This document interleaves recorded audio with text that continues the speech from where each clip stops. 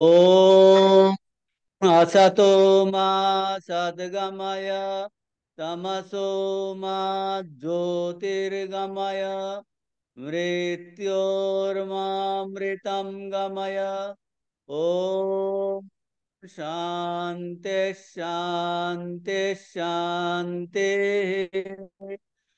हरि ओम्। परतत्वे स्वदालीनो रामकृष्ण समाज्ञया यो धर्म स्थापनरतो वीरेशं तं नमाम्यहम्। नमः श्रीयतिरायाय विवेकानन्द सूरये सच्चित् सुखस्वरूपाय स्वामिने तापहारिणे।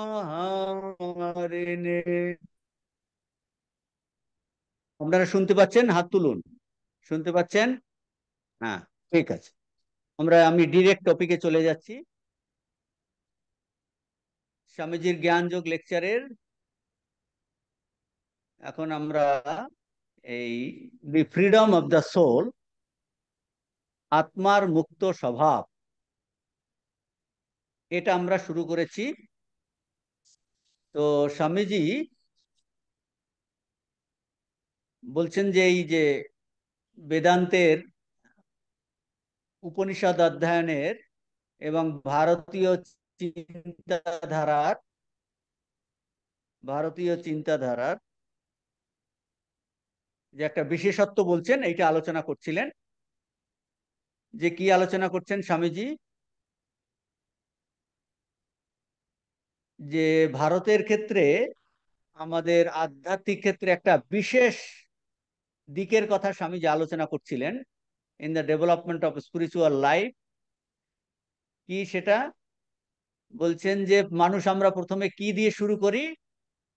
আমাদের ধারণা মাল্টিপ্লিসিটি অফ গডস, অনেক বহু দেববাদ। আমরা গত ক্লাসে আলোচনা করেছিলাম বহু দেববাদ, ইন্দ্র, বরুণ, অর্যমা, এরকম বহু দেব।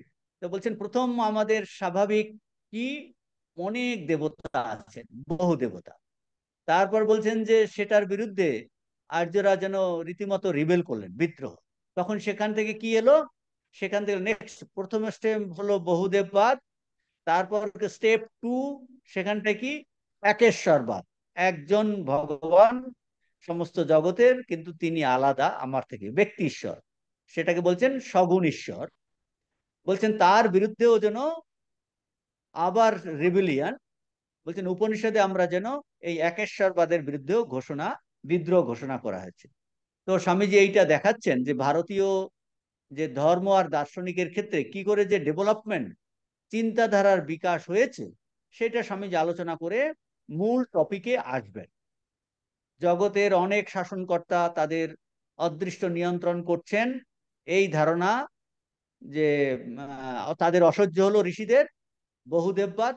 শুধু তাই নয়, এখান থেকে ডেভেলপমেন্ট হলো জগতের একজন ব্যক্তি ঈশ্বর, যিনি অদৃষ্টের নিয়ন্তা, একেশ্বর। এই ধারণাও আর সহ্য করা গেল না।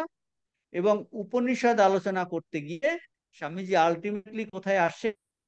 ছান্দোগ্য উপনিষদে এই আত্মার মুক্ত স্বভাব নিয়ে আলোচনা করবেন। সেই প্রসঙ্গে স্বামীজি এই ভারতীয় ঋষিদের চিন্তাধারার কি করে বিকশিত হয়েছে সেটা আলোচনা করছেন। উপনিষদ আলোচনা করতে গিয়ে এটি প্রথমে আমাদের দৃষ্টি আকর্ষণ করে যে এই ধারণা ধীরে ধীরে বেড়ে অবশেষে পরিণতি লাভ করেছে। কি পরিণতি লাভ করে কি দেখা যাচ্ছে? প্রায় সব উপনিষদেই কি দেখতে পাবো আমরা? শেষে দেখতে পাই জগতের যে একেশ্বরবাদ, সে সিংহাসচ্যুত। তো পার্সোনালিটি, তাহলে কি এটার দ্বারা কি আমরা বুঝতে পারবো? দি পার্সোনালিটি অফ গড, ব্যক্তি ঈশ্বর, ভ্যানিশেস। তাহলে সেখান থেকে কি এসেছে? বলছেন সেখান থেকে এসেছে ইমপার্সোনালিটি কামস। বলছেন এই ইমপার্সোনালিটির কথা স্বামীজি আমরা ওইটা গত ক্লাসে আলোচনা করেছি, যে লাস্টে পার্সোনালিটি মানে সগুণ ঈশ্বর। সগুণ বলতে কি বোঝাচ্ছি? আমরা সবাই এখন আমার শরীর আছে, আমার মন আছে, আমার এই এই চিন্তাধারা এসেছে, বলতে সবই গুণ। ভগবানের এইরকম গুণ দিয়ে আমরা বোঝার চেষ্টা করি। ভগবান সৃষ্টিকর্তা, তিনি পালনকর্তা, তিনি সংহারকর্তা, এগুলো গুণ। কিন্তু তিনি করুণাময়, তিনি কাউকে শাস্তি দিচ্ছেন, বলছে এগুলো সব গুণ, এগুলো সব গুণ। তো বলছেন এই সগুণ ধারণা, সগুণ ধারণাটাকে বলে পার্সোনালিটি অফ গড। ব্যক্তি ঈশ্বর, মানে সগুণ ঈশ্বর দূর হয়ে নির্গুণ ইমপার্সোনালিটির ধারণা উপস্থিত হয়। তো ইমপার্সোনালিটির ধারণা উপস্থিত হয়, এই ইমপার্সোনালিটির ধারণা উপস্থিত হয়। এখন স্বামীজি একটা গত ক্লাসে আমরা আলোচনা করেছি যে তখন ইমপার্সোনালিটির ধারণা হয়ে ঈশ্বর কি? ঈশ্বর হলেন যে তিনি একটা প্রিন্সিপাল, বলতেন একটা তত্ত্ব, পরম তত্ত্ব, যিনি সর্বত্র ওতপ্রোত হয়ে আছেন। তারপরে স্বামীজি একটা সূক্ষ্ম জিনিস আলোচনা করেছেন। সূক্ষ্ম জিনিস আলোচনা করেছেন কি? সূক্ষ্ম জিনিস আলোচনা করেছেন, আমরা এই সূক্ষ্মটা বোঝার চেষ্টা করছি। যখন ঈশ্বরের সগুণ ধারণা বা ব্যক্তি ঈশ্বরের ধারণা থেকে নির্গুণ ধারণায় পৌঁছানো গেল, তখন কি হলো? মানুষও আর সগুণ থাকতে পারলো না। মানুষ তখন, সে তখন নির্গুণ এ পৌঁছে গেল। নির্গুণে পৌঁছে গেল মানে কি? এটা খুবই ইন্টারেস্টিং। গত ক্লাসে আমরা আলোচনা করেছি যে ধীরে ধীরে ঈশ্বরের ধারণা সগুণ থেকে যখন নির্গুণে গেল, তখন মানুষও, সগুণ মানুষ নির্গুণ তত্ত্বেতে পৌঁছে গেল। বলছেন মানুষের সগুণত্ব তিরোহিত হলো, মানুষেরও একটা কি হলো? ভাব রূপ। এইটা দেখাচ্ছে আমাদের চিন্তাধারা, বুঝতে পারছেন কিনা? চিন্তাধারার বিকাশ দেখাচ্ছে। যেরকম যেরকম আমাদের বিকাশ হয় চিন্তাধারার, মনের বিকাশ হচ্ছে।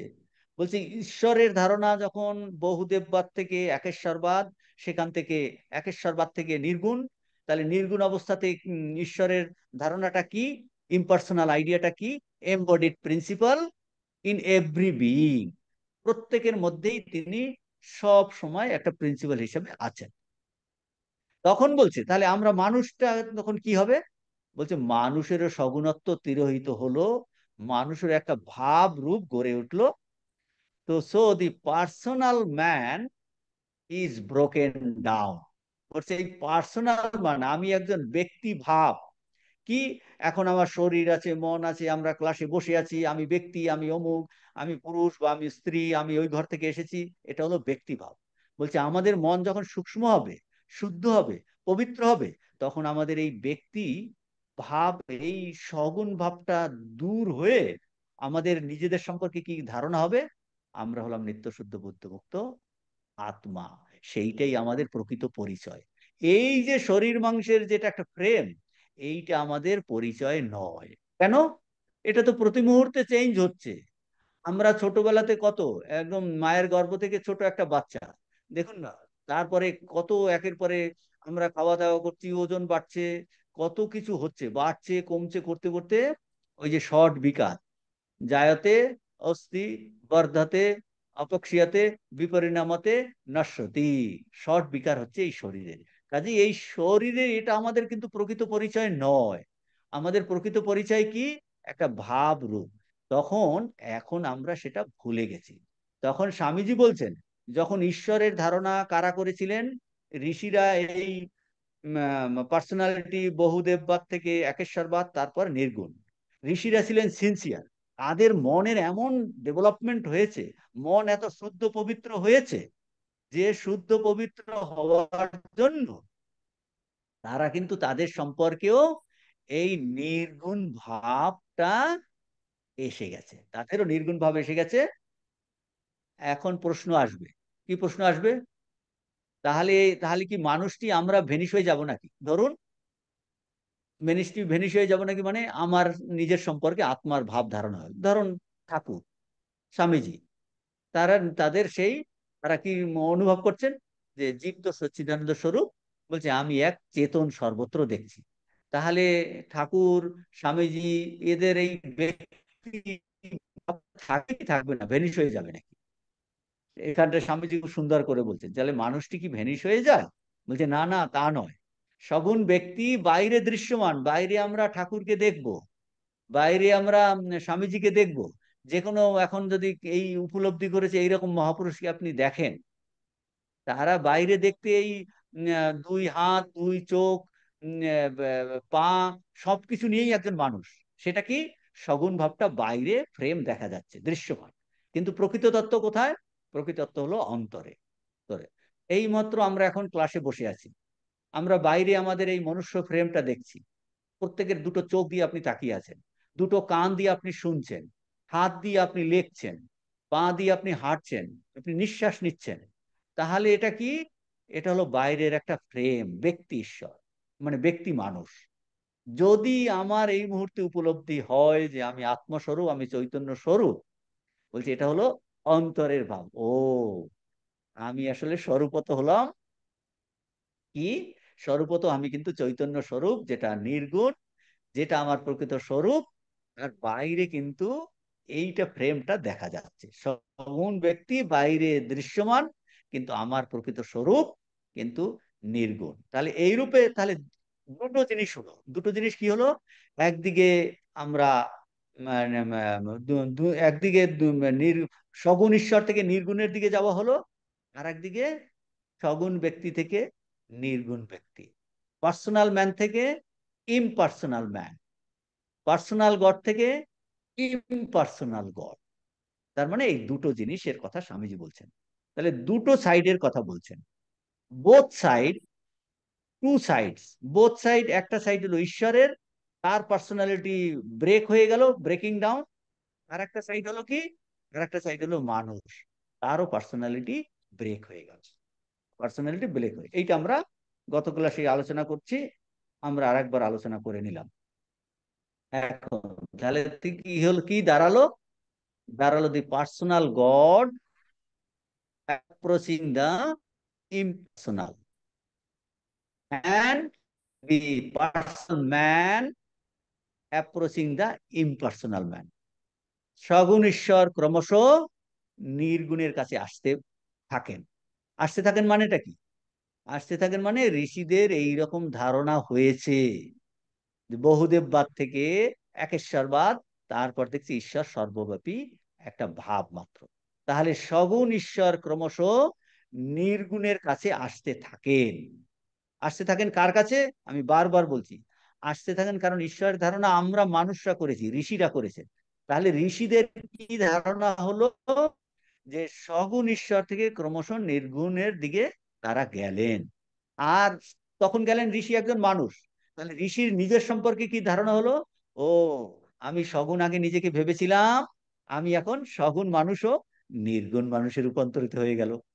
ও আচ্ছা আচ্ছা, আমি আর এইভাবে ব্যক্তি, আমার প্রকৃত স্বরূপ এইরকম ব্যক্তি নয়, নির্গুণের কাছে আসছে।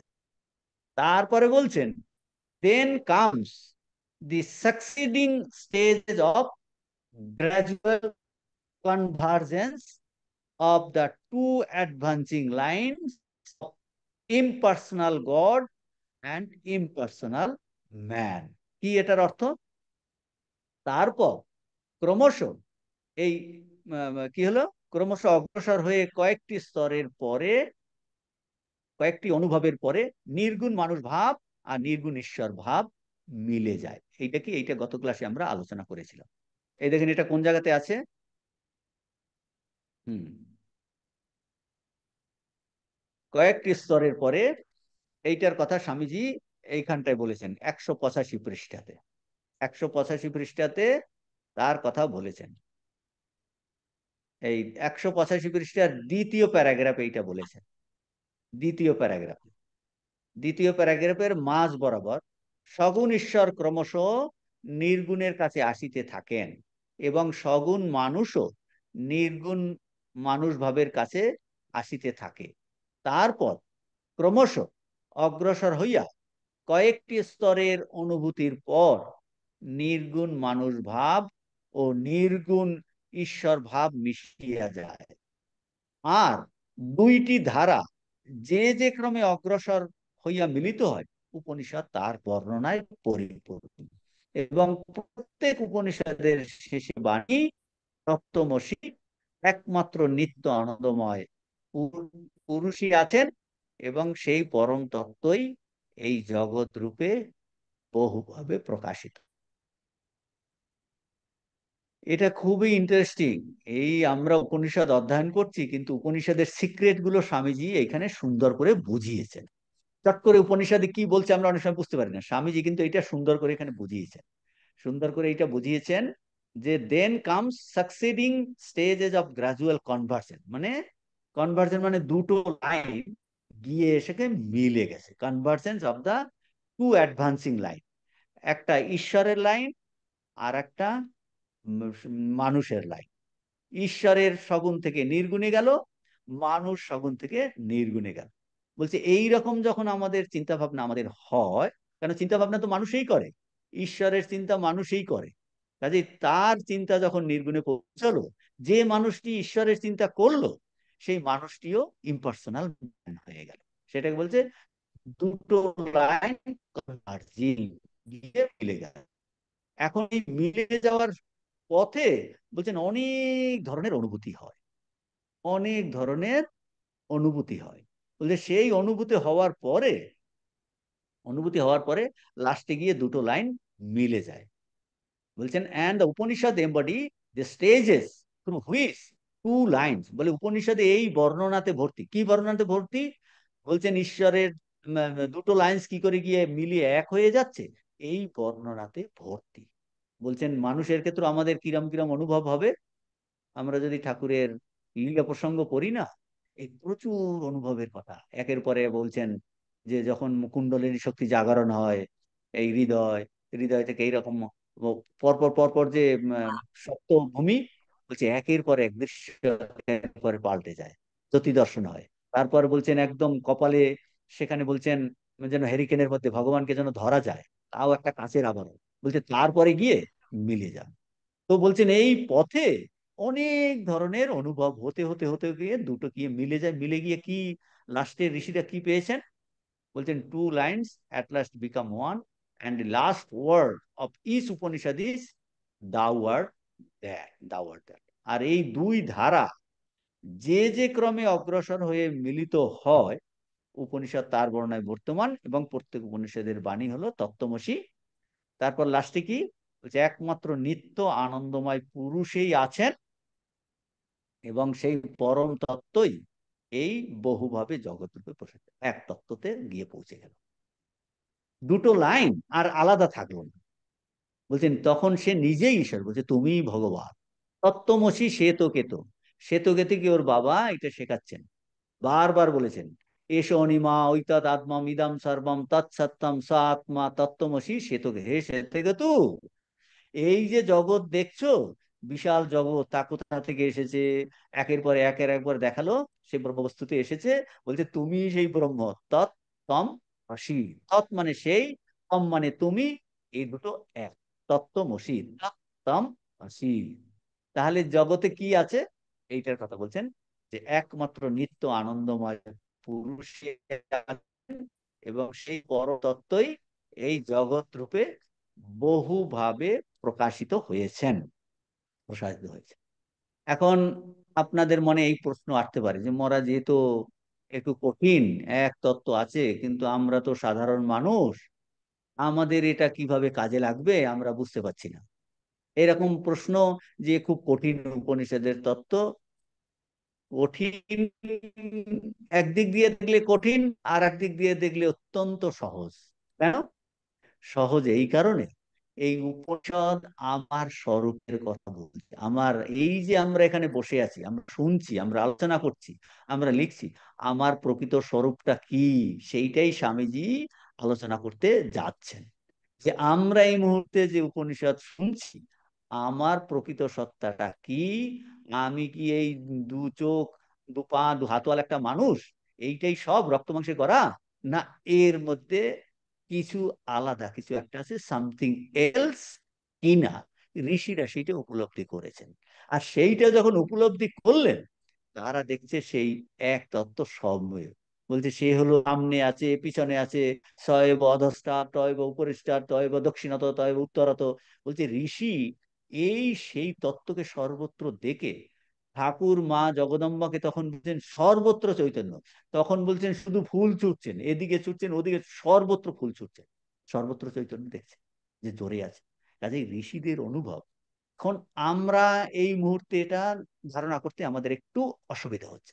সেই জন্য বলছে, বলছে তুমি তাহলে কি করে তোমাকে এগোবে? বলছে কোনো অসুবিধা নেই, তোমার যে ঠাকুর দেবতা ভালো লাগে, তিনি সৃষ্টিকর্তা, তিনি সর্বব্যাপী, অবতার ভালো লাগে, বলছে তাকে ধরে তুমি ধীরে ধীরে এগোও, লাস্টে এইটা কিন্তু অনুভব হবে। দ্বৈত ভাব দিয়ে এগোতে কোনো অসুবিধে নেই, কোনো অসুবিধা নেই। কিন্তু তত্ত্বটা তো জানতে হবে। কি তত্ত্ব? আমাদের প্রকৃত স্বরূপ আমরা এখন মানুষ ভাবছি, ব্যক্তি মানুষ। বলছে না, তুমি ব্যক্তি নাও, তুমি ইম্পার্সোনাল ম্যান। মানে প্রকৃত স্বরূপ আমরা চৈতন্য, আর আমি ভগবানকে খুঁজছি। ভগবানকে আমি সরস্বতী মা, কালী, এসেটা সেটা সব মূর্তি ভাবে আমি ভাবছি। বলছে সব ভেঙে গিয়ে আলটিমেটলি মা কি? ঠাকুর বলছে তোমরা যাকে ব্রহ্ম বলো, আমি তাকে মা বলি, সর্বব্যাপী চৈতন্য। ঠাকুরের মা, সে কিন্তু ওই যখন তার দর্শন হয়েছে, তখন কিন্তু ওই মা কালী দাঁড়িয়ে আছেন, জিভ বার করে আছেন, এইরকম দর্শন ঠাকুরের হয়নি। প্রথম দর্শন লীলা প্রসঙ্গ যদি পড়েন, বলছে সে যেন উর্মিমালা তরঙ্গ, বলছে চতুর্দিকে যেন একের পরে জ্যোতি সমুদ্র। তারপরে বলছেন সে আমার উপর এসে ধেয়ে পড়লো, তো আমি যেন হাবুডুবু খেলাম। তারপরে কি? কোনো সংজ্ঞা নেই। এটার অর্থটা কি? অর্থটা হলো ঠাকুরের তখন নির্বিকল্প সমাধি হয়ে গেল। মানে এই চৈতন্যের অনুভব হয়ে গেল। সে কিন্তু ওই মা কালী দাঁড়িয়ে আছেন, জিভ বার করে আসছেন, এইটা নয়, এইটা নয়, অনুভব হয়েছে কি? সর্বব্যাপী চৈতন্যের। তো আলটিমেটলি আমাদের এই অনুভব হতে হবে। আমরা এই ফ্রেম, এই রক্ত মাংসে গড়া মানুষ নই, আমরা চৈতন্য স্বরূপ। আমার প্রকৃত স্বরূপ অন্তরে, সেটা হলো চৈতন্য, যেটা নির্গুণ ভাব। মানে আমি ব্যক্তি মানুষ, বাইরের ফ্রেমে আছে, কিন্তু আমার স্বরূপত কিন্তু চৈতন্য। সেরকম ভগবানও ব্যক্তি দিয়ে আমরা শুরু করি, আসলে সে ভগবান কি? সর্বব্যাপী চৈতন্য। চৈতন্য দুটো নয়, যে চৈতন্য বলছে সব একাকার হয়ে যায়। সেইটাই ঠাকুর ওই বলছে না, নুনের পুতুল সমুদ্র মাপতে গেছিল, তাতে গিয়ে মিলে গেল, আর খবর দিতে পারে নাই। মানে এই দেখুন, এই উদাহরণ দ্বারা এটা কি করে বুঝবো? আমি ধরুন একজন ব্যক্তি, ব্যক্তি হলো নুনের পুতুল। আমি জানি না আমার স্বরূপ চৈতন্য। আমি এখন ওকে মাপতে গেছি, যেখান থেকে আমি তৈরি হয়েছি। সমুদ্র মানে ধরুন আমি ভগবানকে, আমি এখন মাপতে যাই। মাপতে যাই মানে কি? আপনি ভগবান কি বোঝার চেষ্টা করছেন, শ্রী রামকৃষ্ণদেব কি বোঝার চেষ্টা করছেন, মা কালী কি বোঝার চেষ্টা করছেন, তার জন্য জপ, ধ্যান, নিঃস্বার্থপরতা, এইগুলো প্র্যাকটিস করতে করতে করতে করতে করতে করতে যেই ভগবানের দিকে আপনি ধীরে ধীরে যাচ্ছেন, আপনি দেখছেন আপনার একের পরে এক জিনিসগুলো খসে পড়ছে। আপনি আর সেলফিশ থাকতে পারছেন না। আপনি আর নিজের জন্য সব ভাববেন, এসব ভাবছেন না। আপনার personality breaking down, personality break হয়ে যাচ্ছে। আপনি আর নিজেকে এইরকম ক্ষুদ্র সীমাবদ্ধ ভাবতে পারছেন না। তো আমরা ধীরে ধীরে ধীরে ধীরে যখন এগোই, এগোতে এগোতে গিয়ে আমার পার্সোনালিটিটা গলে যাচ্ছে, পার্সোনালিটিটা গলে যাচ্ছে। নুনের পুতুল যখন সমুদ্রেতে নামলো, আগে নুনের পুতুল যে হাঁটছিল এরকম টুক টুক টুক টুক করে, তারপর যেই নামতে শুরু করলো ও গলতে শুরু করলো, গলতে গলতে গলতে গলতে গিয়ে, কারণ ও যা দ্বারা তৈরি, ও সমুদ্র একই জিনিসের দ্বারা, তো নুনের পুতুল গলে গেল। আমাদের পার্সোনালিটিও আমরা ভগবানকে খুঁজতে খুঁজতে গিয়ে আমাদের পার্সোনালিটি গলে যায়, আমাদের পার্সোনালিটি গলে যাচ্ছে। তো এই জিনিসটা উপনিষদে, উপনিষদে এই বর্ণনাতে কিন্তু ভর্তি, ভর্তি। এখন আসবেন, এগুলো বলার উদ্দেশ্য আছে, স্বামীজি আলটিমেটলি কোথায় আসবেন? আত্মার মুক্ত স্বভাব, এটাতে আসবেন। তো এইটা হওয়ার পরে বলছেন স্বামীজি, এর পরে বলছেন উপনিষদের কাজ এখানেই শেষ। উপনিষদের এখানে শেষ মানে যখন এই তত্ত্বমসি আবিষ্কার হয়ে গেল, উপনিষদের কাজ শেষ হয়ে গেছে। যে প্রত্যেক উপনিষদের শেষ বাণী তত্ত্বমসি।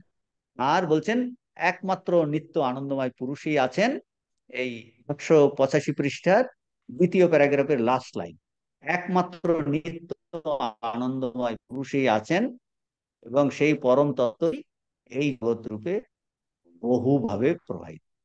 এটাই তো ঠাকুর বলছে না, সব ঈশ্বর। নরেন্দ্র বলছে ঘটিটা ঈশ্বর, বাটিটা ঈশ্বর, এটাও কি সম্ভব? তারপর যখন অনুভব হলো, দেখলেন সব নারায়ণময়। তো এক, তিনি সব হয়েছেন আনন্দময় পুরুষ। এখন বলছেন উপনিষদের কার্য এখানেই শেষ। এখন উপনিষদের কার্য এখানে শেষ মানে এই উপনিষদ কিন্তু একবারে আসেনি। প্রথমে হলো কি, বেদের বেদের কোন অংশ? সংহিতা, ওই যে মন্ত্র বহুদেববাদ, বেদের সংহিতা পোর্শন। সংহিতার পরে এসেছে কর্মকাণ্ড, তারপরে এসেছে আরণ্যক, তারপরে এসেছে উপনিষদ। তাহলে উপনিষদের পরের কি? উপনিষদের পরে কি যুগ এলো? দার্শনিক যুগ। দার্শনিক যুগের পরে কি এলো? এই ভক্তি, পৌরাণিক যুগ, পৌরাণিক যুগ। তাহলে স্বামীজি এখন এই লাস্টের প্যারাগ্রাফে, 185 পৃষ্ঠার লাস্টের প্যারাগ্রাফে এইবার দার্শনিকেরা এলেন। বলছেন উপনিষদের কার্য এইখানেই ফুরাইল। দার্শনিকরা তাহার নিয়ে অনেক বিচার শুরু করলেন। এই দার্শনিক যুগ শুরু হলো, দার্শনিকেরা এলেন, তারা অনেক অন্যান্য অনেক প্রশ্ন নিয়ে বিচার করতে শুরু করলেন। তাহলে বিচার করতে শুরু করলেন, এটা কি? এখন স্বামীজি আবার বোঝাচ্ছেন। বলছে উপনিষদের মুখ্য ভাব পাওয়া গেল, মুখ্য ভাবটা আমরা বুঝতে পারলাম। তার বিস্তারিত ব্যাখ্যা ও বিচারের জন্য থাকলো কারা? দার্শনিকেরা। তাহলে আমরা উপনিষদের মুখ্য ভাব কি পেলাম? যে তত্ত্বমসি শেষ বাণী, একমাত্র নিত্য আনন্দময় পুরুষ আছেন, সেই পরম তত্ত্ব এই জগৎ রূপে প্রকাশিত। এই এইটা হলো উপনিষদের মুখ্য ভাব, অর্থাৎ কিনা উপনিষদের সিদ্ধান্ত। সিদ্ধান্ত মানে ঋষির অনুভব। উপনিষদের এর পরের সেন্টেন্সে আছে দেখুন, উপনিষদের পূর্বোক্ত সিদ্ধান্ত। পূর্বোক্ত সিদ্ধান্ত মানেটা কি? পূর্বোক্ত সিদ্ধান্ত হলো একমাত্র নিত্য আনন্দময় পুরুষ আছেন, এবং সেই পরম তত্ত্ব জগৎ রূপে প্রকাশিত। এইটা নিয়ে এখন আমাদের মনে নানা প্রশ্ন এসেছে। এই নানা প্রশ্নের হলো দার্শনিক যুগ। দার্শনিক যুগ, দার্শনিক যুগে নানা প্রশ্ন কি এলো এটা নিয়ে, ঋষির এই অনুভব নিয়ে কি প্রশ্ন এলো। দেখুন এটা কি করে বুঝবেন?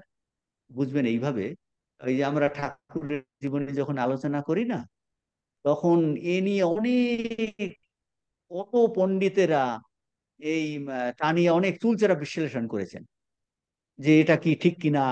তো উপনিষদের ঋষিদের ক্ষেত্রেও তারা অনুভব বলে গেছেন, তমসি শেষ বাক্য এসে গেছে। পরবর্তীকালে অনেক দার্শনিকেরা সে নিয়ে অনেক প্রশ্ন তুলেছেন। প্রশ্ন তোলাটা এখন এই পরের প্যারাগ্রাফে আলোচনা হচ্ছে। আলোচনা, স্বামীজি বলছেন আমরা ধরে নিলাম, টেক ফর গ্রান্টেড, আমরা স্বীকার করি, কি করলাম, এক নির্গুণ ভাব, এক পরম তত্ত্বই এই যে জগৎ দেখছি, এই জগৎ রূপে তিনি প্রকাশ পাচ্ছেন। এখন আমাদের কাছে প্রশ্ন, আপনাদের কাছে ওই প্রশ্ন আসা উচিত, আচ্ছা মহারাজ এই এক তত্ত্ব প্রকাশিত আছেন, কিন্তু আমরা তো বহু দেখতে পাচ্ছি, আমরা দেখতে পাচ্ছি বহু, এক তত্ত্ব কেন বহু হলো? উপনিষদের ঋষি বলছেন এক তত্ত্ব আছে, আমরা তো এখানে বহু মানুষ, বহু জীবজন্তু, বহু কোটি কোটি জীবজন্তু, তারপরে এই আকাশ বায়ু জল বাতাস, কত হাজার জিনিস আমরা দেখতে পাচ্ছি। তাহলে তিনি কি বহু, ওই এতজন মানুষ এত এরকম হয়েছেন কিনা? তো এই প্রশ্ন উঠেছে কি, যদি এক নির্গুণ ভাব, এক পরম তত্ত্বই এই পরিদৃশ্যমান জগৎ রূপে প্রকাশিত থাকেন, তাহলে এক তত্ত্ব এই বহু রূপে কেন হলেন? এখন স্বামীজি বলছেন, দেখুন এইটা এখানটায় বলছেন যে নির্গুণ ভাবেই এক কেন বহু হইল। তাহলে এই জিজ্ঞাসা, এটা একটা আমাদের দর্শনের ক্ষেত্রে, এই ভারতীয় সবার ক্ষেত্রে, এক কেন বহু হলো, তিনি কেন বহু হলেন, হলো এক কেন বহু হলো। বলছেন এই সেই প্রাচীন, এটা একটা, বলছেন যে আদিম কাল থেকে আমরা এই প্রশ্ন দেখছি মানুষের মনে এসেছে। এখন স্বামীজি খুব সুন্দর করে বোঝাচ্ছেন, বলছেন এই প্রশ্নটা আমাদের মতো অমার্জিত বুদ্ধিতে সাধারণ মানুষের ক্ষেত্রে এই প্রশ্নটা অন্যভাবে উঠেছে। তারা বলছে আমি ভাই দর্শন টর্শন জানি না, আমি দর্শন টর্শন জানি না, আমি দেখছি জগতে প্রচন্ড ইভিল আছে। কি বলছেন এই প্রশ্নটা কি হচ্ছে, বলছে জগতে দুঃখ কষ্ট আছে, অশুভ আছে। তাহলে এই জিনিসটি তারা মানুষের অমার্জিত বুদ্ধিতে স্থূলভাবে উপস্থিত হয়। স্থূলভাবে কি উপস্থিত হয়? জগতে দুঃখ ও অশুভ কেন রয়েছে, ব্যাপারটা বুঝতে পারছেন? দার্শনিকরা প্রশ্ন করছে উপনিষদের ঋষিদের অনুভব নিয়ে, এক কেন বহু হলো। অমার্জিত বুদ্ধিতে ওরাও দর্শন টর্শন করে না, ওরা বলছে জগতে এত দুঃখ কেন, এক ভগবান যদি সৃষ্টি করে থাকেন, এখানে এত অশুভ কেন, এত এত দুঃখ অশুভ কেন? হোয়াই ডাজ, ইংরেজিতে বলছেন, why does evil exist in the world and what is the cause, এর কারণটা কি? এটা কাদের মনে? বলছে অমার্জিত বুদ্ধি, তাদের মনে এই প্রশ্ন, জগতে কেন এত অশুভ, কেন এত দুঃখ। বলছেন এইটা অমার্জিত বুদ্ধিতে এসেছে। আসলে অরিজিনাল প্রশ্নটা কি? বলছেন অরিজিনাল আসলে কি এই, এটা এটা এসে ওই অরিজিনাল ওখান থেকে, যে প্রশ্নটি স্থূল ভাব পরিত্যাগ করে সূক্ষ্ম রূপ পরিগ্রহ করেছে। অর্থাৎ আমাদের বাহ্য দৃষ্টিতে বা ইন্দ্রিয় অনুভূতির দিক দিয়ে, ইন্দ্রিয় অনুভূতি থেকে ওই প্রশ্ন জিজ্ঞাসিত হচ্ছে না, জিজ্ঞাসিত না। এখন ভিতর থেকে দার্শনিক দৃষ্টিতে এই প্রশ্নের বিচার আরম্ভ হয়েছে। দার্শনিক দৃষ্টিতে কি বিচার? এক কেন বহু হলো। আবার বলছি, আপনাদের বোঝাচ্ছি ভালো করে, কঠিন কিছু নয়। সাধারণ মানুষ জিজ্ঞেস করে, আচ্ছা জগতে এত দুঃখ কষ্ট কেন, অশুভ কেন? বলছে ঋষিদের, ওই দার্শনিকরা, তারা দুঃখ কষ্ট এটা নিয়ে প্রশ্ন তুলছে না, তারা প্রশ্ন তুলছে কি সূক্ষ্ম লেভেলে। আমাদের ইন্দ্রিয় অনুভূতির ক্ষেত্রে বাহ্য দৃষ্টি আমরা সুখ দুঃখ দেখছি, অশুভ দেখছি। দার্শনিকরা বলছেন এক কেন বহু হলো, এই বহু হওয়ার জন্য এইসব দুঃখ দুঃখ আমরা দেখছি। তাহলে এটা হলো দার্শনিক দৃষ্টিতে ওই প্রশ্নের বিচার, এক কেন বহু হলো। এই নিয়ে অনেক উত্তর এসেছে, অনেক, সমস্ত পৃথিবীর আপনি যদি ধর্ম আলোচনা করেন, স্বামী যেখানে এত গভীর, পুরো সমস্ত রিলিজিয়াস সিস্টেমকে একদম জিস্ট করে ফেলেছেন। বলছেন এই প্রশ্নের শ্রেষ্ঠ উত্তর ভারতবর্ষ দিয়েছে, শ্রেষ্ঠ উত্তর প্রদত্ত হয়েছে ভারতবর্ষে। কি উত্তর সেটা? শ্রেষ্ঠ উত্তর ভারতবর্ষ দিয়েছে। বলছেন শ্রেষ্ঠ উত্তর হলো মায়াবাদ। মায়াবাদ কি বলছে? বাস্তবিক এক তত্ত্ব বহু হয়নি। বুঝতে পারছেন? বহু হয়নি, বাস্তবিক বা স্বরূপের কিছু মাত্র হানি হয়নি। বলছে এক তত্ত্ব সব সময়তেই একই আছে, বাস্তবিক তার স্বরূপের হানি হয়নি, স্বরূপের কিছু মাত্র হানি হয়নি। তাহলে এই যে বহুত্ব দেখছি, এটা কি? আপাত প্রতীয়মান, সারফেস লেভেলে আমরা বহু দেখছি, আমি আলাদা, আপনি আলাদা, প্রত্যেকে আলাদা আলাদা, ঘর বাড়ি আলাদা, সমস্ত কিছু আলাদা, এটা প্রতীয়মান। মানুষ তাহলে এটাকে যদি অ্যাপ্লাই করি, মানুষ আপাত দৃষ্টিতে সগুণ ব্যক্তি, সগুণ ব্যক্তি, প্রকৃত স্বরূপ এক নির্গুণ, ভূমিকা স্বামীজি বলতে চাইছেন। আবার ভালো করে বোঝাচ্ছি। বলছেন এক কেন হলো, এর শ্রেষ্ঠ উত্তর কারা দিয়েছে? ভারতবর্ষ দিয়েছে। কি দিয়েছে উত্তর? আপনি যদি বাড়িতে যান, জিজ্ঞেস করলো আপনার মেয়ে, আর কি পড়েছো? বললেন এক ভগবানই আছে। সে বলবে না আমরা তো বহু দেখতে পাচ্ছি। বলে হ্যাঁ, এক আমরা বহু দেখছি, আসলে বহু হয়নি। এই মায়াবাদ এইটা বলছে। মায়াবাদ বলছে এক আসলে বহু হয়নি। তাহলে কিভাবে? আপনার উদাহরণ দিলে বুঝতে পারবেন। সত্যি সত্যি আপনি যদি কেউ রাজস্থানে যান, তো ওখানে মরুভূমিতে আপনি জল দেখতে পাচ্ছেন কিনা? স্বামীজি বললো না, আমি সারা জীবন শুনেছি, দেখলাম যে কি সুন্দর, বলছে এখানে লোকে জল নেই বলছে, সে ভুলে গেছে, দেখছে যে কি সুন্দর ওয়েসিস, মরুদ্যান, একদম নড়ছে, সুন্দর সবুজ গাছপালা, বলছে ওই তো জল। হাঁটতে হাঁটতে গিয়ে দেখে জল নাই। ও, স্বামীজি বলছে আমি অনেক দিন ধরে সাডেনলি আমার মনে পড়লো, আমি তো এইটা বইয়ে পড়েছি যে দেখা যাচ্ছে এইরকম মরুদ্যান জল, আসলে ওটা বালুতে ওই রিফ্লেকশনে ওটা হয়েছে। তো সত্যি সত্যি ওখানে জল আছে? নাই, কিন্তু দেখছি তো জল। এটা ভ্রম কি না? ভ্রম। সেই জলে কি ওই বালি ভিজেছে? ভেজেনি। তাহলে কি সত্যি সত্যি মরুভূমিতে জল ওখানে? নাই। মরুভূমির জল, এই জল আছে। আরো বেদান্ত উদাহরণ দেয় কি, ওই অন্ধকারে আপনি একটা দড়ি আছে, আপনি সাপ বলে একদম বুক দূর দূর দূর দূর করছে, তারপর আপনি সঙ্গে সঙ্গে মোবাইলের এই মোবাইলটা খুলে ওটার টর্চটা দিলেন। ও আচ্ছা, এটা তো সাপ টাপ কিচ্ছু নয়, এটা তো দেখছি দড়ি। সত্যি সত্যি ওই ওই দড়িতে কি বিষ আছে? বিষও নাই, আর আপনার ভয় পাওয়ারও কোনো প্রশ্ন নাই। সত্যি ওই দড়িটা কিন্তু সাপ হয়নি। মরুভূমির জলটা, ওখানে কিন্তু বালিতে জল নাই, সেই কিন্তু বালি ভেজাচ্ছে না। বেদান্ত দর্শন এই যে এক বহু হয়েছে, বলছে আসলে বহু হয়নি। এটা কি? আমাদের দৃষ্টিভ্রম, আপত প্রতীয়মান অজ্ঞানের জন্য আমরা ওই রাতকানা রোগ হয় না, ওই দ্বিচন্দ্র ওই রোগ, চোখে যখন হয়, একটা চন্দ্রকে দুটো চন্দ্র দেখে। আপনারা দেখবেন রাতের দিকে এই একটা আঙ্গুল করে দুটো চন্দ্র দেখা যায়, মানে ঠিক ঠিক দৃষ্টি যদি না থাকে, দ্বিচন্দ্র বল। দ্বিচন্দ্রমন মানে বহু। আমরা এইরকম বহু দেখছি। এটা কি? আমাদের ভ্রম অবস্থা, আমাদের অজ্ঞান অবস্থাতে বহুত্ব দেখছি, এটা হলো মায়ার কারণ। তাহলে মায়াবাদ কি বলছেন? বলছেন এই বহুত্ব হলো আপত প্রতীয়মান। মানুষ আপত দৃষ্টিতে আমরা কি? আমরা ব্যক্তি। ব্যক্তি, ব্যক্তি। প্রকৃত স্বরূপ কি? নির্গুণ। প্রকৃত স্বরূপ কি? নিত্য শুদ্ধ বুদ্ধমুক্ত। আমরা বলবো মহারাজ, এটা তো আমরা তো ব্যক্তি আছি, আমার তো এর কোনো জ্ঞান নাই। বলছে এখন এখানে অজ্ঞান অবস্থা।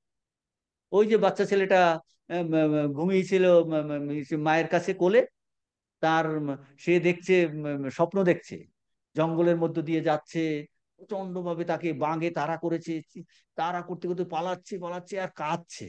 তখন মা আস্তে করে তাকে জাগিয়ে দিল। ও বাচ্চাটা হাসছে, ও সে দেখছে নিরাপদে মায়ের কোলে শুয়ে আছে। সত্যি সত্যি ওকে কি বাঘ তাড়া করেছিল? করেনি। তাহলে কই দেখছিল?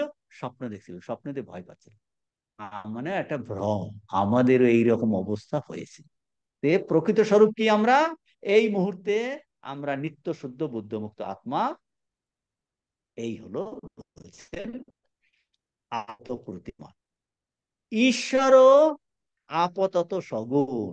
আমি দেখছি দুটো পা আছে, তিনি করছেন, বলছেন ঈশ্বরও আপাতত সগুণ, বাস্তবিক তিনি এই সমস্ত, এই তিনি কিন্তু নির্গুণ, আর এই বিশ্ব ব্রহ্মাণ্ড অবস্থিত এক নির্গুণ পুরুষ। আমার এখন যেহেতু সগুণ ভাব, ব্যক্তি ভাব, ঈশ্বর হলো সগুণ ব্যক্তি। আমার খেতে ভালোবাসি, ঈশ্বরও খেতে ভালোবাসে। বুঝতে পারছেন কি না? সেই জন্য বলে, একজন বলছে ওই বাড়িতে রান্না হয়েছে, তো সে তো তার ডায়াবেটিস, যে ভোগ টোক দেবে, সে ভোগ মিষ্টি টিষ্টি দেবে না, মিষ্টি দেবে না, কারণ ঈশ্বরও ডায়াবেটিস ঈশ্বর হয়ে গেছে। বুঝতে পারছেন কি না? মানে আমার অনুযায়ী, আমার যা ধারণা, ঈশ্বরের ডায়াবেটিস, মানে আমার যেরকম যেমন ধারণা, ঈশ্বরের সেরকম সেরকম ধারণা। বুঝতে পারছেন? মানে আমি এলাম ব্যক্তি মানুষ, ঈশ্বর হলো ব্যক্তি মানুষ। সেই আমি ব্যক্তি থেকে আমি এলাম ধীরে ধীরে ধীরে ধীরে আনসেলফিশনেস যাচ্ছি। ঈশ্বর হলো আনসেলফিশনেস ইজ গড। আমি সম্পূর্ণ আনসেলফিশ, ঈশ্বরের সঙ্গে আমি এক হয়ে গেলাম।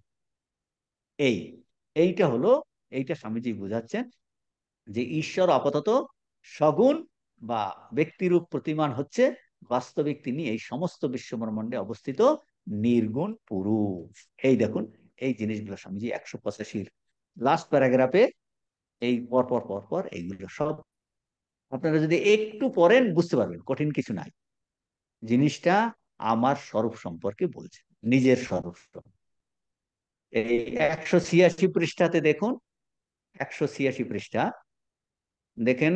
এখন আর আমাদের বাহ্য দৃষ্টি ইন্দ্রিয় অনুভূতি হইতে ওই প্রশ্ন জিজ্ঞাসিত হয়েছে। ইন্দ্রিয় অনুভূতি থেকে কি প্রশ্ন কি বলছিল? ইন্দ্রিয় অনুভূতি থেকে প্রশ্ন জিজ্ঞাসা হয়েছিল, জগতে এত অশুভ কেন, এত ইভিল কেন? এখন বলছে ওই ইন্দ্রিয় অনুভূতির থেকে এখন প্রশ্ন জিজ্ঞেস করছে না দার্শনিকরা। দার্শনিক দৃষ্টিতে ওই প্রশ্নের বিচার কি বিচার? এক তত্ত্ব কেন বহু হলো? তার উত্তর, শ্রেষ্ঠ উত্তর ভারতবর্ষে দিয়েছে, যেটা হলো মায়াবাদ। তা কি বলছে? বাস্তবিক সেই এক তত্ত্ব বহু হয় নাই। সেই জন্য শঙ্করাচার্য, স্বামীজি এরা কি বাদী? ব্রহ্মবাদী। এক ব্রহ্মবস্তু আছেন। ভুলবশত তাকে বলছেন এই মায়াবাদ বলছে, কিন্তু তে হলো ব্রহ্মবাদী এক তত্ত্ব, সে বহু হয় নাই। বাস্তবিক আর প্রকৃত স্বরূপের কিছু মাত্র হানি হয়নি। সে পাল্টে যায়নি। সে পাল্টে যায়নি। আমরা এখন আমার রোগ জ্বালা কষ্ট হতে পারে, আমরা কিন্তু পাল্টাইনি। আমরা ওই আত্মস্বরূপেই কিন্তু আছি। তো এই কথাটা স্বামী যেখানটায় বলছেন যে প্রকৃত স্বরূপের হানি কিছুমাত্র হয় নাই। এই বহুত্ব আমরা যা দেখছি আমাদের বর্তমান অনুভব, এই বহুত্ব আপত প্রতীয়মান। মানুষ আপাত দৃষ্টিতে ব্যক্তি বলিয়া প্রতীয়মান হইতেছে, কিন্তু তাহার প্রকৃত স্বরূপ নির্গুণ। ঈশ্বরও আপাতত সগুণ বা ব্যক্তিরূপে প্রতীয়মান হইতেছেন। বাস্তবিক তিনি এই সমস্ত বিশ্ব ব্রহ্মাণ্ডে অবস্থিত নির্গুণ পুরুষ। নির্গুণ পুরুষ সেই ঈশ্বর আমার মধ্যে অনুপ্রবেশ। এখন স্বামীজি বলছেন, কি বলছেন? বলছেন এই যে প্রশ্নের উত্তর এলো, এটা একদিনে আসেনি। আমরা ছোটবেলা থেকে অ আ ক খ শিখছি, কেজি 1, তারপরে ক্লাস 1, ক্লাস 3, ক্লাস 4 করতে class 10 pass, higher secondary pass, তারপরে ডিগ্রির পরে তারপরে এমএ, এমএসসি, তারপরে পিএইচডি। এরকম স্টেপ বাই স্টেপ যাচ্ছে কিনা? স্বামীজি বলছেন আপনি লাস্টে কিন্তু ডক্টরেট ডিগ্রি পাচ্ছেন, আবিষ্কার কিছু করছেন। বলছে, স্বামীজিও বলছেন এই যে ভাব, এটা ঋষিদেরও একদিনে আসেনি। এটা একদিনে আসেনি। এই উত্তরও একবারে আসেনি।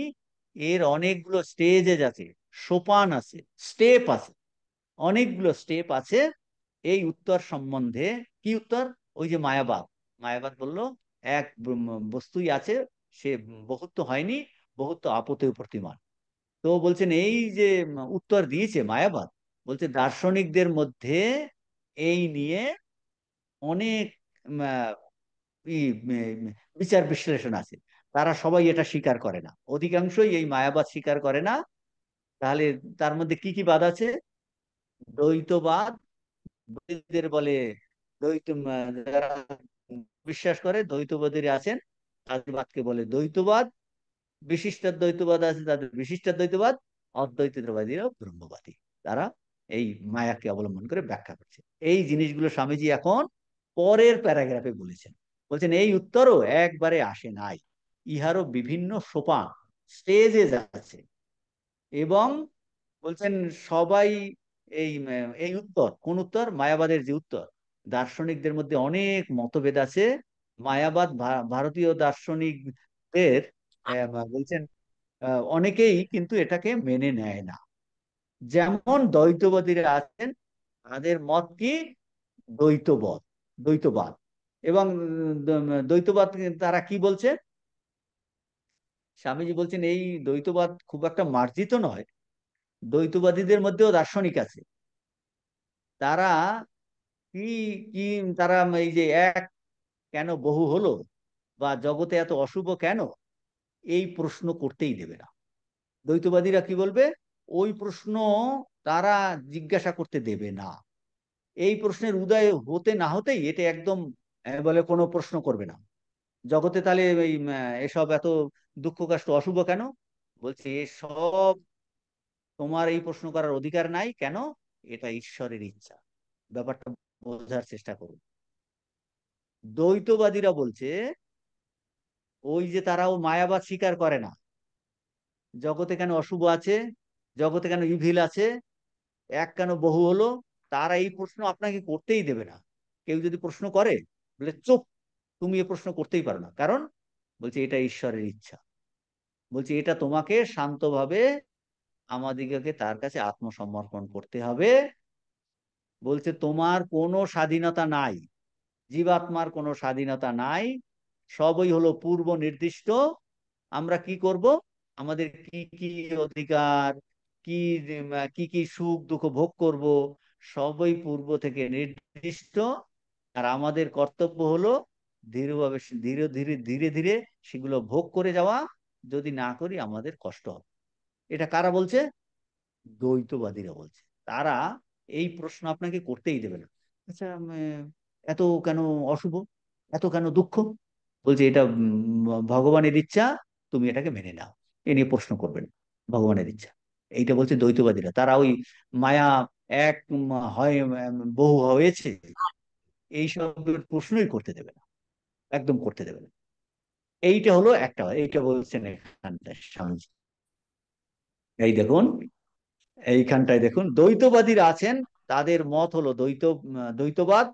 অবশ্য তাদের ওই মত বড় উন্নত বা মার্জিত নয়। বলছে তাদের মতটা খুব উন্নত বা মার্জিত নয়। তারা এই প্রশ্ন জিজ্ঞাসা করিতে দিবেন না। ওই প্রশ্নের উদয় হইতে না হইতে তাহারা উহাকে চাপিয়া দেন। তারা বলেন তোমার এরূপ প্রশ্ন জিজ্ঞাসা করিবার অধিকার নাই। কেন এরূপ হইল? ইহার ব্যাখ্যা জিজ্ঞাসা করিবার তোমার কিছুমাত্র অধিকার নাই, প্রশ্নই করতে পারবেন না। উহা ঈশ্বরের ইচ্ছা। তাহলে কি বলবো? সব ঈশ্বরের ইচ্ছা। শান্তভাবে আমাদিগকে তার কাছে আত্মসমর্পণ করিতে হইবে। আর আমাদের এই মানুষের জীবাত্মার কোনো স্বাধীনতা নাই, সব পূর্ব নির্ধারিত। পূর্ব নির্ধারিত।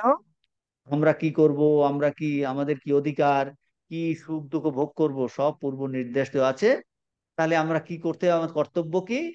ধীরে ধীরে সেইগুলো ভোগ করে যাও। আর যদি তুমি রিবেল করো, ভোগ না করো, বলতে তোমাকে আরো কষ্ট পেতে হবে। আমরা যদি, কেউ যদি জিজ্ঞেস করে হে দ্বৈতবাদী, তোমরা কি করে জানলে এইটা? বলে "এই আমার প্রমাণ হলো বেদ। বেদেতে এই ওদের সমর্থন করার জন্য বলতে সেই রকম মন্ত্র আছে, বেদেতেও আছে। এই তাহলে ওই প্রমাণ বলে করি।" বলছে তারা উত্তরে বলবেন আমাদের প্রমাণ হলো বেদ। বেদের মন্ত্র তারা উদ্ধৃত করবেন, উদ্ধৃত করে বলবে তাদের মন্ত্রের অনুযায়ী বেদের ব্যাখ্যা করা যায়। দ্বৈতবাদ দিয়েও বেদের ব্যাখ্যা করা যায়। বলছেন তাদের মত অনুযায়ী বেদের অর্থ আছে। আর সেই বেদ এই প্রমাণ বলে, তারা সেগুলো সবাইকে মানতে বলে। বলছে তুমি কেন মানবে না? এই তো বেদের মন্ত্র, এই তো বেদের মন্ত্র, তোমাকে এটা অবশ্যই মানতে হবে। কাজেই সেই উপদেশ তারা দেন। ব্যাপারটা কি আলোচনা করলাম এতক্ষণ? আলোচনা করলাম কোন কনটেক্সট? ওই যে মায়াবাদ উত্তর দিচ্ছে, অদ্বৈতবাদীরা মায়াবাদ দিয়ে ব্যাখ্যা করছে তো, এক বহু হয়নি। বলছে আরো আরো মতবাদ আছে এই নিয়ে, দার্শনিকদের মধ্যে প্রচন্ড ডিবেট। তারা কিন্তু এইটা মেনে নেয় না। তাই তারা কিভাবে ব্যাখ্যা? এই এক নম্বর ব্যাখ্যা দিল, দ্বৈতবাদীরা ব্যাখ্যা করলো। বলছি ঈশ্বরের ইচ্ছায় হয়েছে, জগৎ বহু হয়েছে, বা জগৎ ইভিল যেগুলো আছে তার ইচ্ছায় আমি সুখ দুঃখ দুঃখ ভোগ করছি। বলছে নীরবে সব ভোগ করে যাও। যদি রিভিল করো তাহলে আর তুমি কষ্ট পাবে, তুমি এ নিয়ে করো। সেকেন্ড আর একটা মতবাদের কথা স্বামীজি আলোচনা করছেন। এই সেকেন্ড মতবাদ কি? আরো এক দার্শনিক মতবাদ। তারাও মায়াবাদ স্বীকার করে না, না করলেও তাদের মত ওই মায়াবাদী আর মাঝ বরাবর। একদিকে আছে মায়াবাদী, আর একদিকে হলো দ্বৈতবাদী। তাদের মাঝ বরাবর হলো এরা কি? পরিণামবাদী। পরিণাম হচ্ছে জগতের। এরা কি বলেন? বলছে সমুদয় জগৎটা কি? ঈশ্বরের শরীর। সমুদয় জগৎটা কি? ঈশ্বরের শরীর। আর ভগবান সমস্ত প্রকৃতি ও সকল জীবাত্মার আত্মা। ভগবান হলেন সোল অফ দ্য সোল। সমস্ত প্রকৃতিরও আত্মা, সমস্ত জীবাত্মারও আত্মা। তাদের মতে সৃষ্টির অর্থ কি? ঈশ্বরের স্বরূপ বিকাশ। বলছে এই স্থূল যে জগৎটা দেখছি, এটা হলো ঈশ্বরের শরীর। এখন মানুষের, আমার একটা শরীর আছে কিনা? আমার একটা শরীর, তার মধ্যে আমার কি আছে? একটা মন। তার মধ্যে কি? বলে আত্মা। এইরকম সমস্ত জগৎটা হলো ঈশ্বরের শরীর। তার মধ্যে বলছেন ঈশ্বরের মন, আর স্বরূপত ঈশ্বর হলো সব জীবাত আত্মারও আত্মা, জীবাত্মারও আত্মা। স্বামীজি রাজযোগে ধ্যানের একটা পদ্ধতি বলেছেন। বলছেন ভাবো তোমার হৃদয়ে এই একটা স্পেস, সেখানে একটা লাইট জ্বলছে, বলছে ফ্লেম, তার মধ্যে যে ফ্লেমটা হলো কি, বলছে ফ্লেমটা, বলছেন ফ্লেমের মধ্যে আর একটা ফ্লেম চিন্তা করো, সেই হলো তোমার জীবাত্মা। তার মধ্যে আরো একটা অন্য রঙের ফ্লেম, বলছে সেটা হলো পরমাত্মা। তিনটে জিনিসের কথা বলছেন।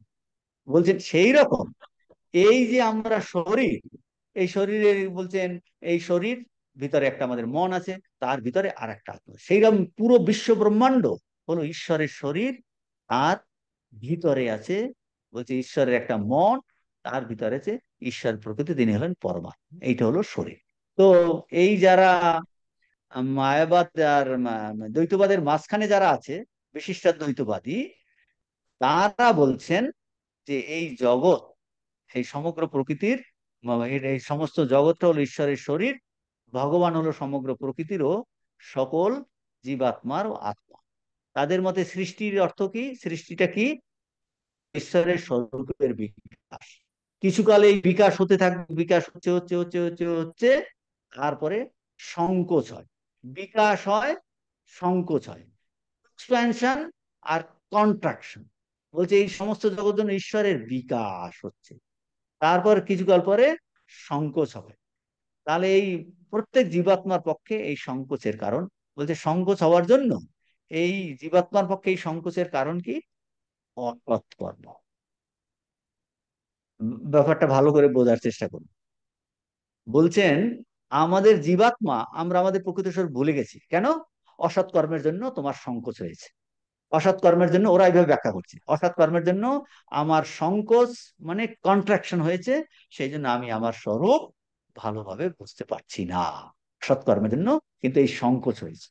তো এখন বলছে মানুষ অসৎ কর্ম করলে তার শক্তি ক্রমশ সংকুচিত হতে থাকে, যতদিন না আবার সে সৎকর্ম করতে আরম্ভ করে, তখন আবার বিকাশ হয়।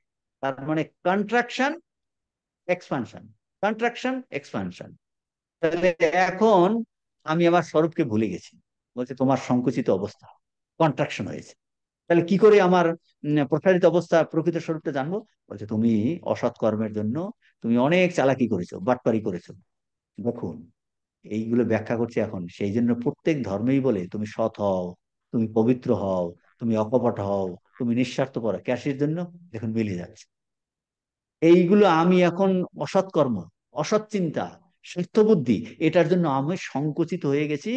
আমি এই জীবাত্মা স্বরূপ মনে করছি আমার কর্মফল ভোগ করতে, আমি আমার দুঃখ কষ্ট আছে, আমি বুঝতে পারছি না, টেনশন হচ্ছে, কি হবে, মৃত্যু ভয় হবে। মানে কি, অসৎ কর্ম করার জন্য, অসৎ চিন্তা করার জন্য, ভোগের ভিতরে থাকার জন্য আমার সংকুচিত অবস্থা হয়েছে। আমি বলতে তুমি এর থেকে বেরোতে পারবে, বলে হ্যাঁ পারবো। বলছে তাহলে সৎকর্ম করো, তুমি নিঃস্বার্থ হও, তুমি উদার হও, তুমি অন্যের জন্য তো, তখন বলছে সৎকর্ম করতে আরম্ভ করে, তখন আবার বিকাশ হতে থাকে। তাহলে দ্বৈত, এটা হলো বিশিষ্টাদ্বৈতবাদীদের মত। আর একটা মতবাদ কি, মায়াবাদ, যেটা আলোচনা হলো। বাস্তবিক সেই এক তত্ত্ব, বহু হয়নি, কন্ট্রাকশন টান কিচ্ছু হয়নি, কিছু হয়নি, ইহা, তাতে আমাদের প্রকৃত স্বরূপের কোনো হানি হয়নি। মানে এই মুহূর্তে আমরা জ্ঞান যোগ শ্রবণ করছি, আমরা সেই নিত্য শুদ্ধ বুদ্ধ মুক্ত আত্মারূপেই আছি, আত্মারূপেই আছি। যেমন দড়িটা সাফ হয়নি, যেমন মরুভূমির জলে, মরুভূমির এই বালিতে জল নাই, সেই রকম প্রকৃত স্বরূপের আমাদের কোনো হানি হয়নি, হানি হয়নি। বহুত অপ্রতিমান জ্ঞান, বলছেন অজ্ঞান বা মায়ার কারণে আমরা উল্টো সব দেখছি, উল্টো উল্টো দেখছি। যেমন এই রোগের, চোখের হলে যেমন দুটো চন্দ্র দেখা যায়, আমরা সব উল্টো দেখছি, এই উল্টো অনুভব হয়েছে। জগৎ মায়াময় মানে আমরা এই স্বরূপকে আমরা জানি না। এক অপরিবর্তনীয় সত্তা আছে, এই জগৎ রূপে তিনি প্রকাশিত। যখন এই তত্ত্বের অনুভব হয়, তখন কি হবে, ত্রলীনমিদম জগৎ। শঙ্করাচার্য বিবেক চূড়ামণিতে বলছে, বলছে এই আমি বহুত জগৎ দেখছিলাম, ধীরে ধীরে ধীরে ধীরে মন এত শুদ্ধ পবিত্র হয়ে গেছে, সমাধিতে চলে গেছে। বলে এই মাত্র আমি জগৎ দেখছিলাম, পুত্র লীনম ইদম জগৎ। একবার দক্ষিণেশ্বরে এই কথা হচ্ছিল, অনেক ভক্তরা আছে তখন। শ্রী ঠাকুর মন সম্ভবত সেদিন জন্মদিন, নরেন তখন আসেনি, নরেনের কথা হচ্ছে। তারপর ঠাকুর বলছে, নরেন তখন ঢুকছে দক্ষিণেশ্বর, বলছে ওই নর দেখিয়ে নরেনের দিকে আঙ্গুল দিয়ে ওই বলে ঠাকুর সমাধিতে চলে গেছে। সমাধিতে চলে গিয়ে তখন আর কোথায় ভক্তরা বসেছিল, দক্ষিণেশ্বর নাই, ভক্ত নাই, নরেন নাই, কিচ্ছুটি নাই। কুত্র লীনমিদম জগৎ। বুঝতে পেরেছেন মানেটা কি? যখন এই তত্ত্বের অনুভব হয়ে যাচ্ছে, বলছে, কুত্র লীনমিদম জগৎ, এই যে জগৎ দেখছিলাম, বহুত্বময় জগৎ কোথায় চলে গেল? এই হলো ঋষির অনুভব। এই মায়াবাদ বলছে, তাহলে আমরা বলছি জগৎ মায়াময়, মায়াময় মানে তার স্বরূপকে আমরা জানি না।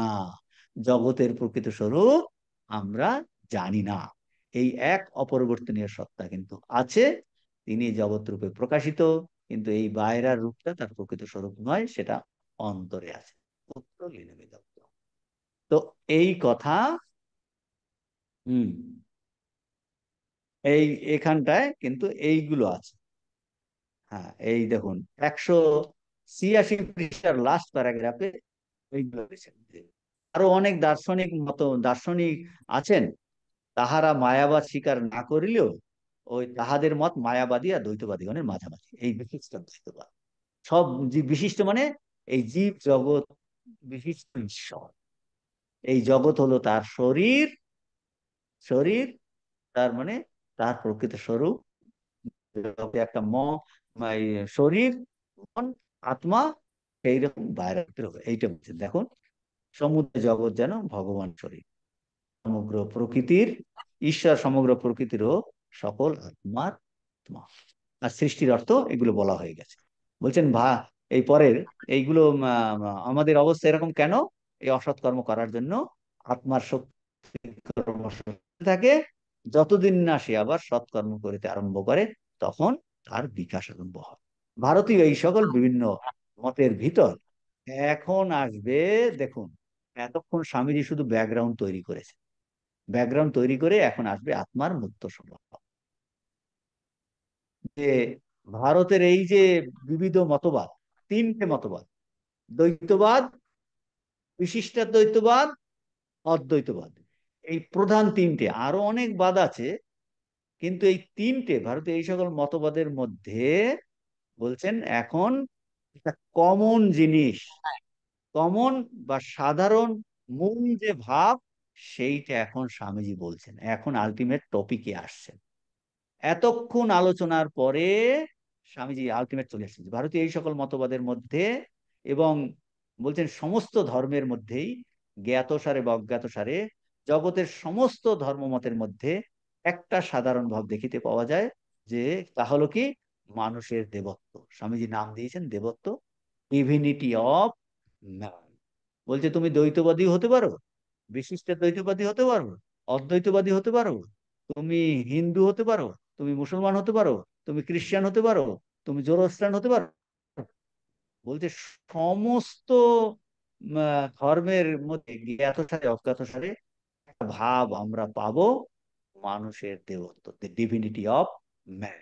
স্বামীজি বলছেন জগতে এমন কোনো মতবাদ নাই, এমন কোনো যথার্থ ধর্ম নাই, যা কোনো না কোনো রূপে, রূপকের সাহায্যে বা পৌরাণিক কাহিনীর মাধ্যমে এই কথাটা বলছে, কারণের মাধ্যমে সুস্পষ্টভাবে এটা প্রকাশ করছে। বলছে এটা সমস্ত ধর্মেতে এই ভাব আছে। কি ভাব? মানুষের দেবত্ব স্বভাব, আমরা দৈব সত্তা সম্পন্ন। স্বামীজির এই যে বিখ্যাত রাজযোগে, each soul is potentially divine, স্বরূপত আমরা কি? অব্যক্ত ব্রহ্ম। এই কথা এখন স্বামীজি এখানটায় বলছেন, ওইটার কথা, এই তত্ত্ব এখন আলোচনা হবে না, কিন্তু এখন স্বামীজি ধীরে ধীরে আসল টপিকে কিন্তু প্রবেশ করছেন, যে এই ফ্রিডম অফ দ্য সোল, আত্মার মুক্ত স্বভাব, এইটা বলছেন সমস্ত ভারতীয় দর্শনে যতই মতবাদ হোক না কেন, এইটা একটা কমন পয়েন্ট, সাধারণ ভিত্তিভূমি। জীবাত্মা যাই হোক, ঈশ্বরের সঙ্গে তার সম্পর্ক যাই হোক, স্বরূপত আমরা কি? স্বরূপত শুদ্ধ ও পবিত্র, শুদ্ধ ও পূর্ণ। জীবাত্মার প্রকৃত স্বরূপ আনন্দ ও শক্তি, দুঃখ আর দুর্বলতা নয়। দুঃখ আর দুর্বলতা। তাহলে এই আলোচনা থেকে আমরা জিস্ট কি পেলাম বলে? জিস্ট এইটাই পেয়েছি, আমরা স্বরূপত শুদ্ধ পবিত্র স্বরূপ। এইটা স্বামীজি বারবার এমফাসিস করছে। স্বামীজির স্তোত্র আছে, তুই নামে রোদিসি সখে তৈ সর্বশক্তি, হিমন্ত্রয়স্য ভগবান ভগবদম স্বরূপম, ত্রৈলোক্যম এতৎ অখিলম তব পাদ মূলে, আত্মৈব হি প্রভবতে নজ্জর কদাচিৎ। বলছে, হে সখে, তুমি কেন কান্না করছো? কিন্নম রোদিসি, তৈ বলছে তোমার মধ্যে অনন্ত শক্তি আছে, তৈ সর্বশক্তি, সেটাকে জাগাও। এই কথা স্বামীজি এখন আসবে, পরে পরে পরে পরে আসবে। বলছে আমরা স্বরূপত কি? আমরা স্বরূপত শুদ্ধ, পূর্ণ স্বরূপ, পবিত্র স্বরূপ। বলছে সমস্ত দ্বৈতবাদ, বিশিষ্টাদ্বৈতবাদ, অদ্বৈতবাদ, সমস্ত ধর্মের ক্ষেত্রে এইটা হলো একটা কমন জিনিস। এইটা নিয়ে স্বামীজি এখন ছান্দোগ্য উপনিষদে এই যে আত্মার মুক্ত স্বভাব, এইটা নিয়ে এই আলোচনা করছেন। এতক্ষণ ধরে স্বামীজি শুধু ব্যাকগ্রাউন্ড আলোচনা করলেন, ব্যাকগ্রাউন্ড আলোচনা করে ভারতীয় দার্শনিক চিন্তার ক্রমবিকাশ দেখালেন, কোন উপনিষদ কি করে এলো, আর উপনিষদের হাইয়েস্ট তত্ত্বটা কি, এই সগুণ থেকে নির্গুণে, ব্যক্তি ব্যক্তি ঈশ্বর থেকে পার্সোনাল ঈশ্বর থেকে ইম্পার্সোনাল, পার্সোনাল ম্যান থেকে ইম্পার্সোনাল, দুটো গিয়ে মিলে গেল, মিলে গিয়ে এক তত্ত্ব আছে। উপনিষদের শেষ বাণী হলো তত্ত্বমসি শ্বেতকেত। বলছে এইটা হলো ভারতীয় ভাবধারা। আর ওই এক আছে, প্রশ্ন এসলো, দার্শনিকরা প্রশ্ন করছে এক কেন বহু হলো? মায়াবাদ তার উত্তর দিচ্ছে, এক আসলে বহু হয়নি, এটা আপত প্রতিমান, কিন্তু এই মায়াবাদ সবাই স্বীকার করে না। দ্বৈতবাদীরা বলে, দ্বৈতবাদীরা এই প্রশ্ন করতে দেবে না, বলছে ঈশ্বরের ইচ্ছাতেই তুমি দুঃখ পাচ্ছ, এটা তুমি মেনে নাও। আর বিশিষ্ট দ্বৈতবাদ বলছে এই এই জগৎ হলো তার শরীর, ঈশ্বর, আর ঈশ্বর কি? সমস্ত জগতের আর মানুষের জীবাত্মারও আত্মা, অর্থাৎ তিনি হলেন পরমাত্মা। আর তারা বলছে আমাদের এখন সংকুচিত অবস্থা, কিসের জন্য? আমাদের অসৎ কর্মের জন্য। তুমি যদি সৎকর্ম করো তাহলে এই সংকোচন থেকে প্রসারণ হবে। বলছে তুমি তোমার স্বরূপকে উপলব্ধি করতে পারবে, পারবে। এই কথা স্বামীজি বলার পরে স্বামীজি এলেন যে সমস্ত মতবাদের মধ্যে কমন ফ্যাক্টর, বেস, মানুষের দেবত্ব, এটা সমস্ত ধর্মতেই আছে। আমাদের ভারতীয় যে দার্শনিক বিভিন্ন মতবাদ, তার মধ্যে এই একটা কমন জিনিস। এইটা নিয়ে স্বামীজি এখন আলোচনা করবেন। আজকে এই পর্যন্ত। কোনো প্রশ্ন? কারো কাছে কোনো প্রশ্ন আছে? প্রশ্ন থাকলে করতে পারেন। ওরা মহারাজ, ওরা আপনি বলেন পরিণামবাদ আর বিশিষ্ট অদ্বৈতবাদ কি এক? হুম, হুম। আচ্ছা, আর একটা কথা হলো পরিণাম মহারাজ, হয়েছে। দুটো একই? পরিণাম মানে এই জগতে আমরা এটা দেখছি তো, এই ইট বালি সিমেন্ট দেখছি কি না, ভগবানকে খুঁজে পাচ্ছি না। বলছে ভগবানের শরীর, শরীরটা এইরকম স্থূল দেখা যাচ্ছে, কিন্তু ভিতরে তার স্বরূপ, সে কিন্তু চৈতন্য স্বরূপ। তো পরিণাম বলতে এই পরিণাম হয়েছে, যেন তার পরিণাম হয়েছে। এইটা কি বিশিষ্ট পরিণাম বিশিষ্টাদ্বৈতবাদে এইটা বলছে, তারা মায়াবাদও নয়, মায়াবাদীও নয়, আবার দ্বৈতবাদীর মতও নয়। বিশিষ্টাদ্বৈতবাদ তিনি জীব জগৎ বিশিষ্ট ঈশ্বর। জীব জগতের ঠাকুর এই কথামৃতে এগুলো বলেছেন, যে ওই বেলের উদাহরণ দিল না, বেল কোনটা, কোনটাকে বাদ দেব, সবকিছু নিয়েই বেলটা কিনা, সবকিছু নিয়েই বেলটা। তো বিশিষ্ট, বিশিষ্টাদ্বৈত, তো তারা পরিণামবাদী। এই সমস্ত জগৎ হলো ঈশ্বরের শরীর। আর প্রকৃত ঈশ্বরটা কি? বলছে এই সমস্ত জগতেরও তিনি পরমাত্মা, আমারও আত্মার, জীবাত্মারও আত্মা পরমাত্মা। সেইটা দেখাচ্ছে ওই যে দুটো পাখি, জীবাত্মার পরমাত্মা, মুন্ডক উপনিষদের আহ যে দা সুপর্ণা সজুজা সাকায়া, নিচের ডালে আর উপরের ডালে। ও যখন নিজে নিজে করতে করতে করতে করতে যায়, করতে করতে গিয়ে দেখলো এই জীবাত্মা আসলে পরমাত্মা স্বরূপ, এই জীবাত্মা পরমাত্মা স্বরূপ। তো সেটা গিয়ে অদ্বৈততে মিশে গেল। আচ্ছা মহারাজ, তাহলে যদি সবাই যদি আমরা শুদ্ধ আর পূর্ণ হই, তাহলে দুঃখ হুম। বোধ আসছে কি অজ্ঞান থেকে? হ্যাঁ, অজ্ঞানের জন্য। তো এই অজ্ঞান এখন কাটাবার বলছে দুঃখ অজ্ঞানের জন্যই হয়। তাহলে এটা কি করে কাটাবো মহারাজ? অজ্ঞানটা কি করে কাটবে? এইভাবে কাটানোর জন্য বলছে নিজের স্বরূপের কথা চিন্তা করতে বলছে বারবার, যে এটা আমার স্বরূপ নয়, অজ্ঞানটা আমার স্বরূপ নয়।